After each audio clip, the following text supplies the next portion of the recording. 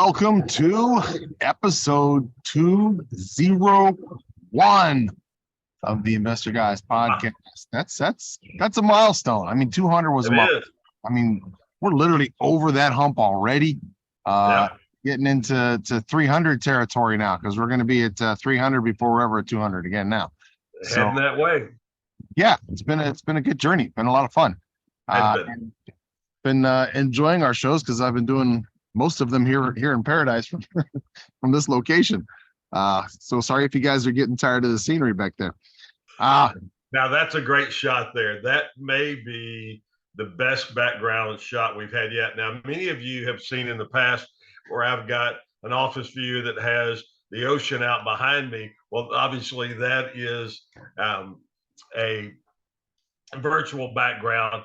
Kevin's is not. That's no. Mine is the real deal right now. So that is that's one of the things that that's the best one yet, Kev. That's the best one.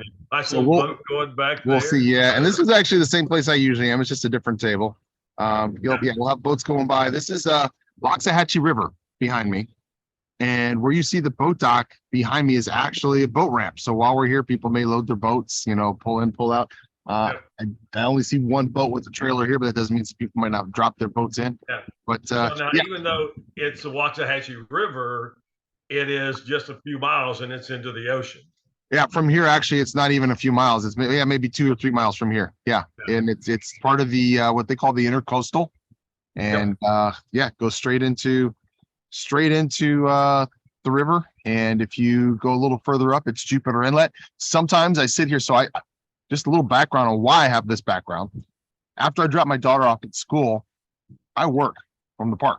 I've got my computer here. I've got my phones. I've got my headphones for phone calls. I sit here and I work. This is my office in the mornings, Monday through Fridays. And sometimes I'll sit over at Jupiter Inlet at the lighthouse. Sometimes I'll sit at a restaurant and have some breakfast. But it's not a bad life, and it's the life of anybody who's an investor, not just a real estate investor, but anybody who is able to parlay what they do with their investments to where they have a life that equals freedom.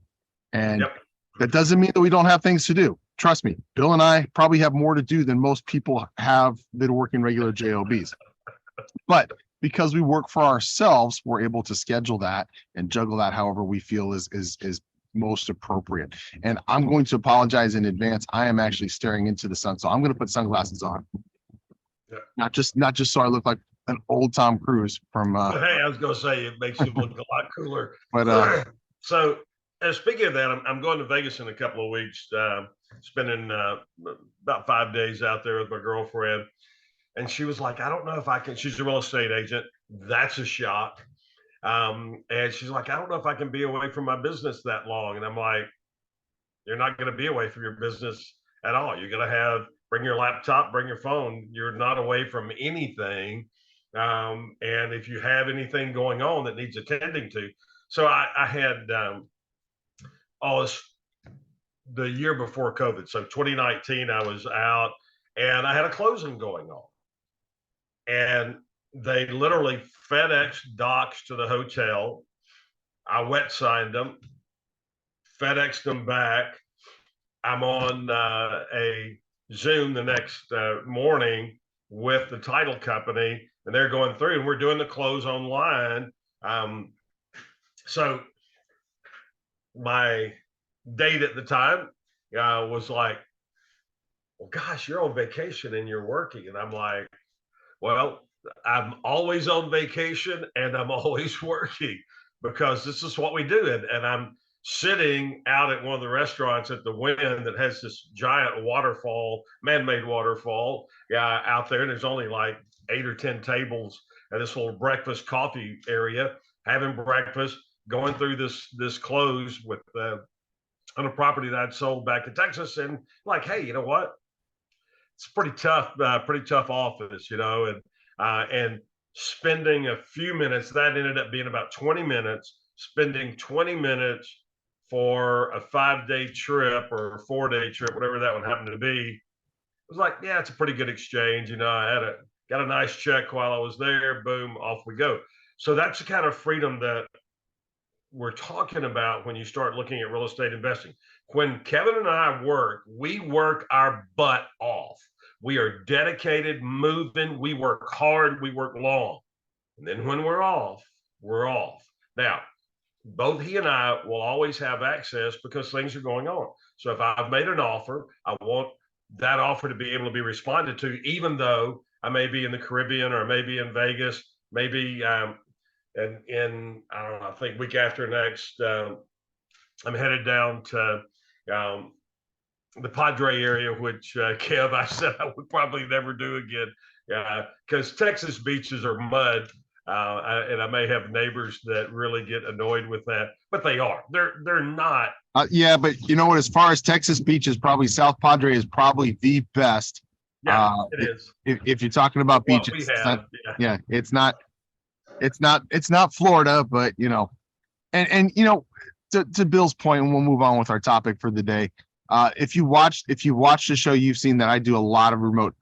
I've done road trips and done the show from road trips. I'm all kinds of different places. Sometimes even when I'm someplace else, I still have the studio background up. We work hard, but we have the flexibility. So you could be sitting in an office all day long to do that one deal or one thing that you have to do for an hour-long phone call or 2-hour-long phone call.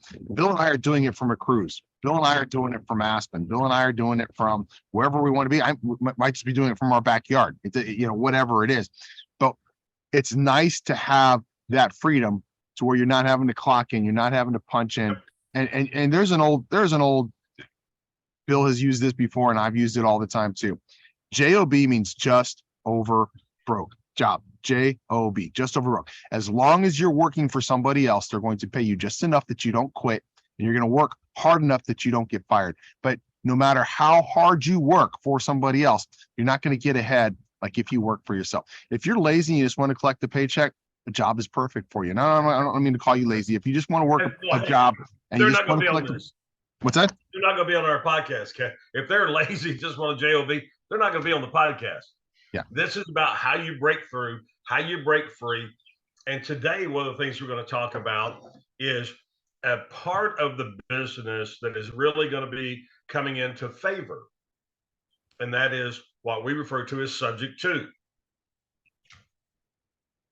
So subject to, when you start looking at that, so if you look up the phrase subject to, and I'm going to grab this real quick. So I may be out of picture here for a second. Well, actually, grab that because we're up on a break, and that'll give you a chance to grab that, and we'll be back. Live the resort lifestyle every day with Cayman K. The perfect pieces for every wardrobe. Shop the entire Cayman K collection and find your favorites. Find all our styles at CaymanK.com. Thank you for watching the Investor Guys podcast. The Investor Guys podcast will be back shortly.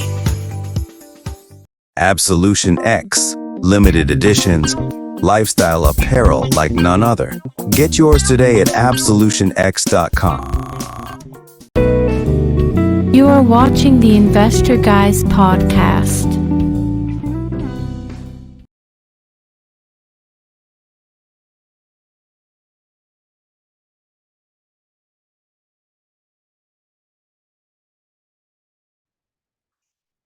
Yes. All right, and we are back. Yes, segment 2, and the Barron's Dictionary of Real Estate Terms that Mr. Barnett was looking for, he didn't find, but subject to is what we're talking about today. Yeah. And it was a perfect spot to take a break anyway.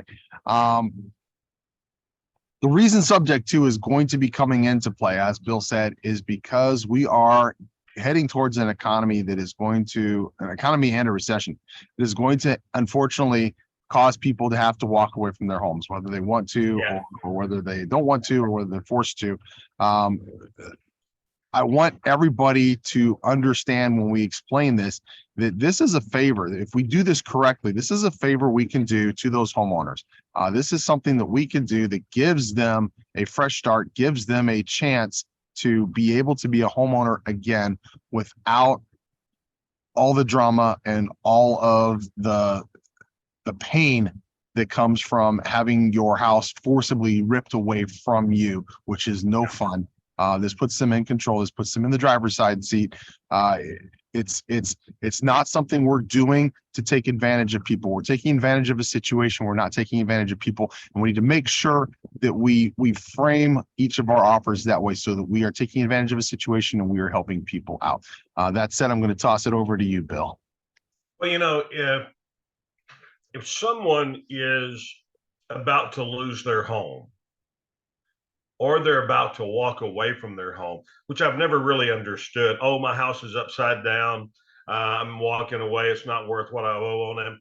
That is one of the most financially ignorant decisions a person can make. It's your home.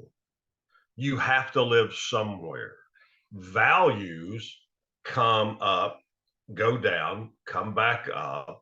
And so if you bought at the height of the market, and now the market is softening, and I'm a little more hawkish than you are on we're headed into a recession. We're freaking in the middle of one, and we're headed into a depression. And I think we're going to see a depression very similar to what 1929 was. It may not be as protracted. That's going to depend on the 2024 election. If we put a conservative in the office in 2024, we can shortcut that and short circuit that depression and make it very short. If we put another idiot in the office, then what's going to happen is you can kiss this country, you can kiss its ass goodbye, because it's over. It will be done. This is the single most important presidential election we've ever had. And if you don't think so, you just look at all the banana republic crap that's going on. And the economy is the thing that, no matter what your political beliefs are, the economy is one thing that you and I all share.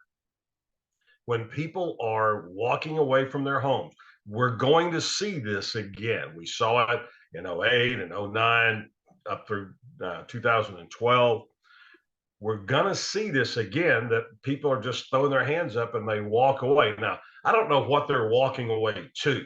That's my point is, hey, it's your home. If you still have a job and you can continue to make the payments, make the payments. The market will come back. So if you're in that position personally, I implore you, do what you can to stay in your home, because the market value of your home will come back to where it was when you bought it, and then it will blow through that and continue to go up. But I mean, a lot of people that don't heed that type of advice either don't hear it, don't heed it, whatever. And so you and I have the opportunity as investors to go in and work with them and say, look, one, I can prevent you from going into foreclosure, which is going to have a huge impact on their ability down the road for another property. Underwriters, and Kevin and I both know a lot of underwriters, and we talk to them, and they will tell you, as they tell us, that, you know what, easier for me to put somebody in a house that has gone bankrupt than it is if they've just been foreclosed on and nothing else. Sometimes foreclosure and bankruptcy go hand in hand, but the bankruptcy would overrule that. And most Americans think, well, gosh, I'll never be able to buy a house again, file bankruptcy. That's not how underwriters look at it. Underwriters look at it and go, this person has filed bankruptcy. They can't file again for 7 years. That being the case, they're a pretty safe bet, because the average American is around 5 years that they're in that particular home. And you'll see it 3 to 5, 5 to 7. It's about 5 years is the typical timeline for an average American to own that particular property. So underwriters look at that and go, can't refile again for 7, average timeline's 5. We're good on making this loan. They move forward. However, foreclosure, they look at as death knell. That is the hardest financial position to overcome when you're buying a property. So what we try to explain to people when we go in that are looking at, they've either defaulted, excuse me, they've defaulted, they're in pre-foreclosure, or they've let us know, you know what, I haven't defaulted yet, but I'm just going to give it back to the bank. And because I'm upside down, again, I think that's ridiculous, but however, because you're upside down. So we want to talk to them and let them know foreclosure infinitely worse than bankruptcy. There's a way to prevent both, at least from a housing standpoint. And that is, I can take over your note. Here's what we'll do. Right now, you're 4 months behind. I'll catch your note up and I'll make all of the payments going forward. It's still your note. It's still your name on the note. But I will catch it up. I'll make your payments going forward on time, which actually helps build your credit. When I buy this from you, subject to, meaning that the purchase is subject to the fact that there is an existing mortgage on this property already. When I buy this from you subject to, I'm going to be able to not only cure what you're delinquent on, get your house out of foreclosure, but I'm going to make it easier for you to buy a property in the future, because now an underwriter is going to look at this and go, oh, you have an income producing property. Now, how does that work? They show the underwriter that we've sold this. We did seller financing on the house that we have. Boom, here you go. My payment's $2,300. I'm getting $2,500 from this guy. I'm getting $200 a month or $100 a month. I always try to give them, at least, in my opinion, at least $100 a month above what their payment is. Now, if their payment is $2,000, I am not sending the seller or the previous homeowner, I'm not sending them $2,100. I am sending $2,000 directly to the mortgage company, and I'm sending $100 to them. So from an underwriter standpoint, the underwriter looks at it and goes, hey, you've created an asset, their previous property, that is income producing. You're getting $100 a month off of it. Okay, fine. So you've increased your income. You still have an asset base because the loan is still in their name, meaning that they have an opportunity to foreclose if we don't perform. So it's an asset for an underwriter to look at. So it actually makes it more viable for them to be able to get a future home loan than if they just walk away from this and try to figure out what they're going to do down the road. And we try to explain to them, think ahead. Think about what's going to happen to you on this next property. And let me give you some insight as to what's going to happen. We're up on a break, and we'll talk about that when we get back. Yeah. You are watching the Investor Guys podcast. The Investor Guys podcast will be back shortly. Absolution X.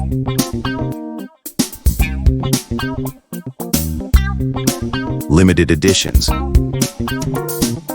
Seek your absolution. Lifestyle apparel like no other.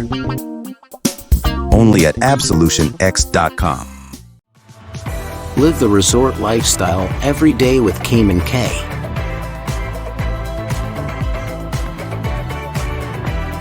The perfect pieces for every wardrobe. Shop the entire Cayman K collection and find your favorites.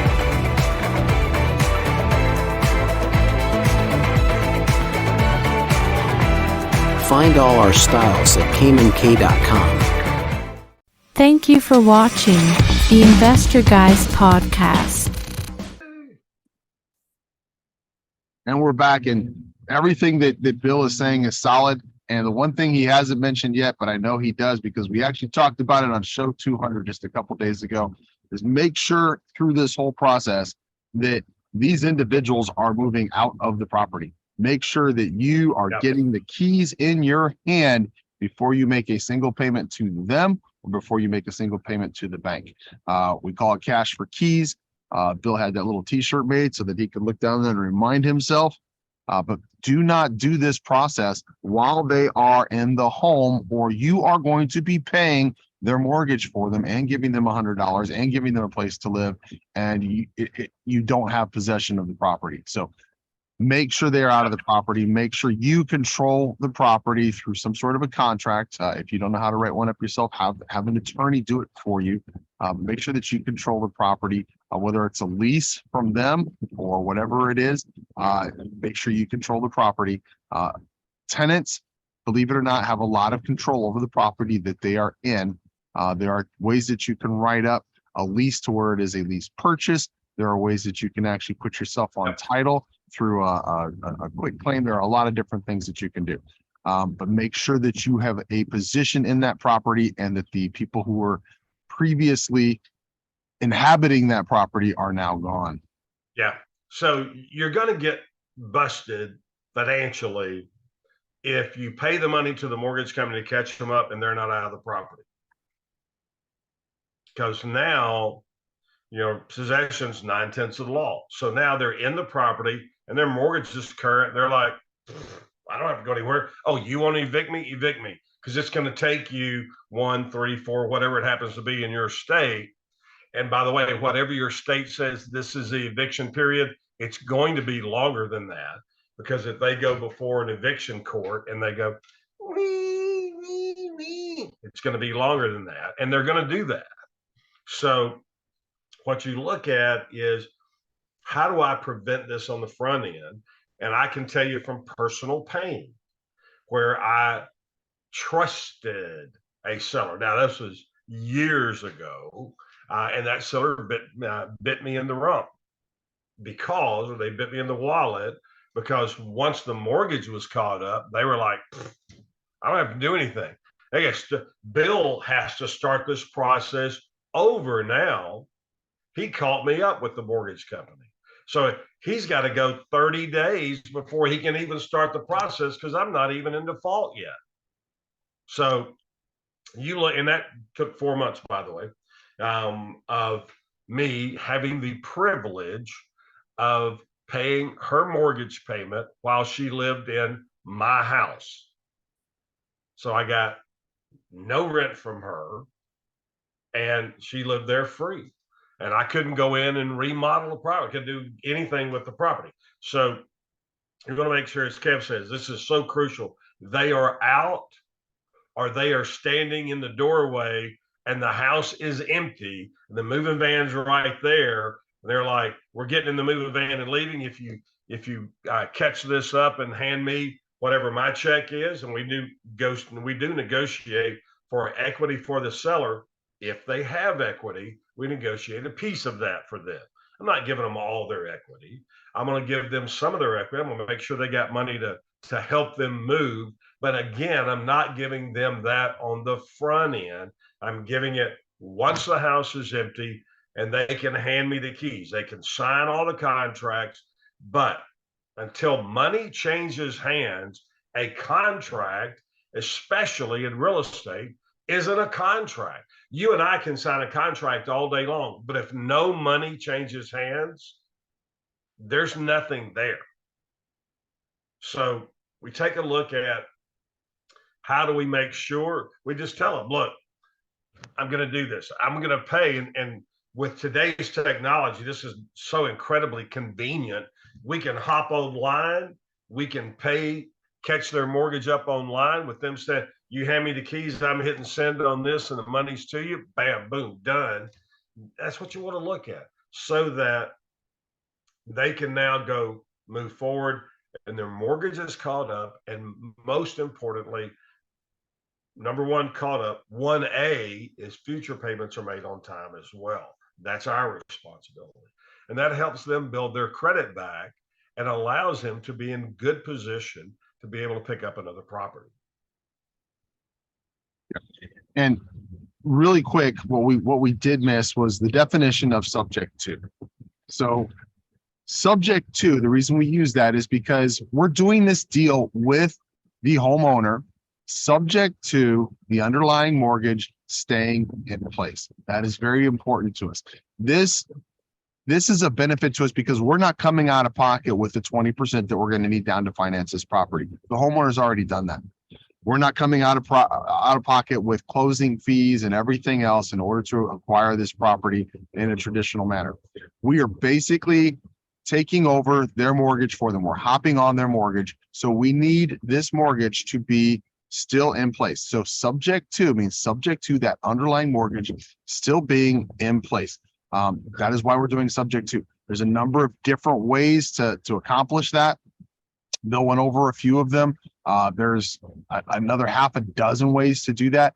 I like to actually have the homeowner committed a little bit to where I don't give them their equity until we've either sold the property or I've decided to keep it myself and refinance it. In which case I will typically split 50-50 any equity that they have in the property. So if they have $100,000 worth of equity in the property, value in the property, when I sell the property, I will give them $50,000. I'm making $50,000 on the deal anyway. So I will split it. If there's something crazy about the deal where I'm having to come out a lot of pocket for a lump, we'll negotiate that. But I don't have a problem sharing the equity that these homeowners put into it in order to give me a profit pointer, in order to give me some equity in the deal, in order to give me leverage in a property that they have already acquired. They've already done all the hard work for you. You're just stepping in place. You're offering them a door. You're offering them an option. You're offering them a way out of their problem. If they see that, then they will be happy to take it. A lot of people won't. You'll be surprised how many people, they just want to go out scorched, and they will, you know? For sure. Yeah. That's Don't waste your time with those people. Yeah. Keep I've had going. people tell me I would rather give it back to the bank than have you make a profit on my house. Yes. I'm like, wow, that's an interesting scenario because the bank could care less. They're more than happy to take all your equity away from you. I'm trying to give you a piece of that and help you save your credit. The bank wants to punish you if you default on your mortgage by making sure that they destroy your credit. But you're going to find people that's their take on the deal. Okay, Yeah, fine. I think of it as literally they're just pouring gasoline on themselves and lighting a match and saying, I'd rather do that than have you help me out and be the good guy. So Yep. that's on them. So we'll have another show where we talk about how do we sell properties that we have purchased subject to. That's a whole nother show. We'll be doing that soon. So make sure you are hanging with us right here on the Investor Guys podcast. Kev? Yep. Bill at InvestorGuysPodcast.com, Kevin at InvestorGuysPodcast.com, or contact at InvestorGuysPodcast.com. We'll see you guys all here next week. Show 202 is next. Guys, happy investing. Have a good one. Enjoy paradise if you happen to be in paradise. Take care.